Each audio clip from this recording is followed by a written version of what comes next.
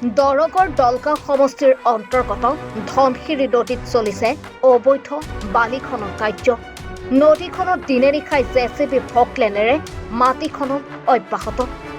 অভিযোগ মতে শতাধিক ডাম্পাৰে বালি খনন অব্যাহত ৰাখিছে ধনশিৰি নদীত। উল্লেখ্য যে এনেদৰে বালি খনন কাৰ্য চলোৱাৰ ফলত ধনশিৰি দলগলৈ কঢ়িয়াই আনিছে ভাবুকি।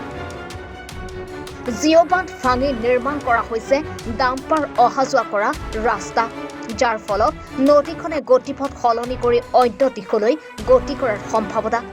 ওৰাং ৰাষ্ট্ৰীয় উদ্যানৰ পৰা কেইমিটাৰমান দূৰত্বত এনেদৰে বালি খনন কাৰ্য চলোৱাত ৰাষ্ট্ৰীয় উদ্যানখনলৈ আনিব পাৰে চৰম ভাবুকি।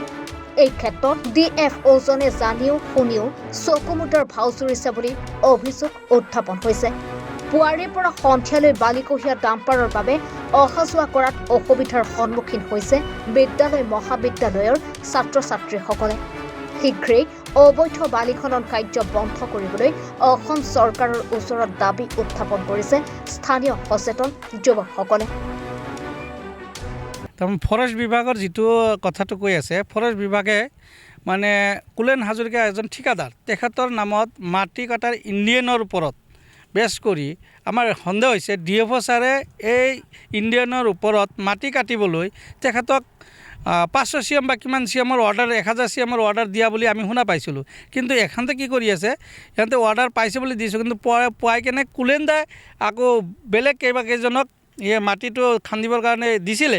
কিন্তু এতিয়া সিহঁতে সেইটো সুবিধা লৈ কেনে বালি বিক্ৰী কৰি আছে। বালি বিক্ৰী কৰাৰ কাৰণ হ'ল সিহঁতে নিশ্চয় আমাৰ সন্দেহ হৈছে ফৰেষ্টৰ ইয়াৰ মাজত বহুত মোটা অংকৰ পইচা লৈ কেনে জড়িত হৈ আছে। সেইকাৰণে 100-150 গাড়ী চলি আছে। সিহঁতৰ চকুৰ সন্মুখত চকুত ধূলি দি সিহঁতে কোনো ধৰণৰ একশ্যন লোৱা নাই।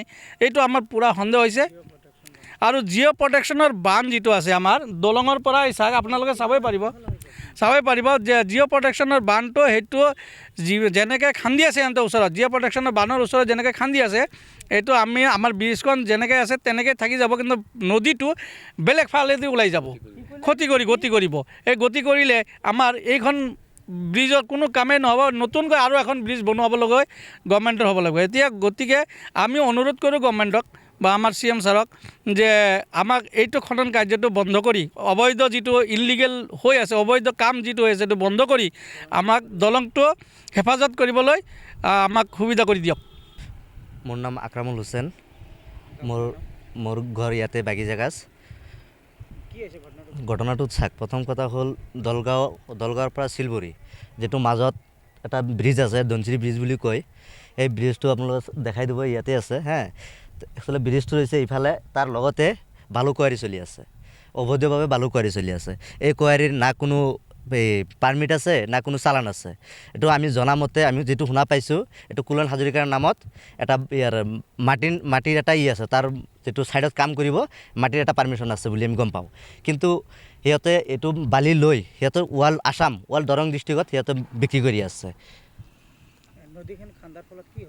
নদীখন খান্দাৰ ফলত আপোনালোকে চাব পাৰে যে এইটো নদীৰ ব্ৰিজ যিহেতু ইফালে আছে, এই ব্ৰিজ কিন্তু আকৌ এটা আমাৰ দৰকাৰ হৈ যাব, কাৰণ নদীটো কিন্তু সিফালে ওলাই যাব আমাৰ।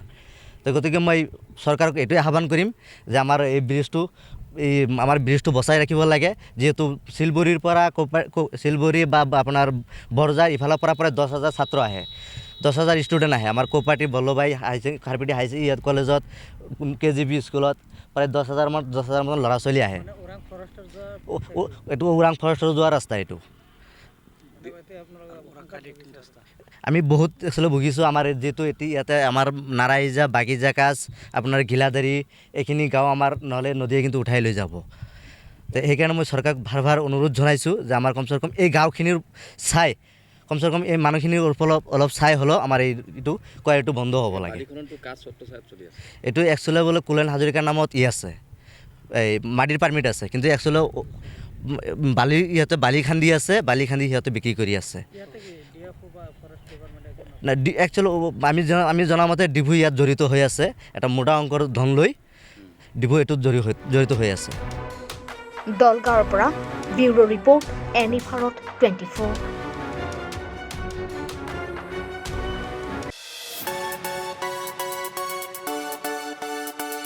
ৰঙাপাৰাবাসীৰ বাবে সুখবৰ। আপুনি যদি দুচকীয়া বাহন ক্ৰয় কৰিব বিচাৰিছে তেন্তে এতিয়াৰ পৰা আৰু চিন্তাৰ কোনো প্ৰয়োজন নাই।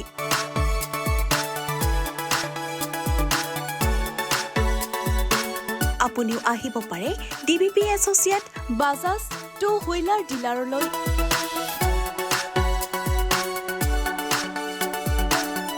আমাৰ ঠিকনা হৈছে ৱাৰ্ড নং ৮ ঠাকুৰবাৰী ৰোড, ডাকঘৰ, ৰঙাপাৰা, জিলা শোণিতপুৰ, অসম।